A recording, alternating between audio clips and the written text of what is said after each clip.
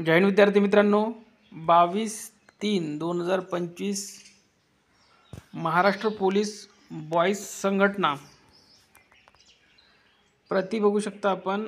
मान्य श्री संजय भाऊ राठोड, मंत्री मृदा व जलसंधारण महाराष्ट्र राज्य तथा पालकमंत्री यवतमाळ जिल्हा।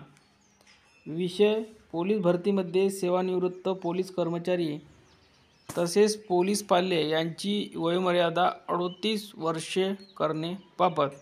महोदय, पोलीस भरतीमध्ये सेवानिवृत्त पोलीस कर्मचारी यांचे पाल्य यांना पोलीस भरतीमध्ये पोलीस पाल्य आरक्षणातून अर्ज करता येतात।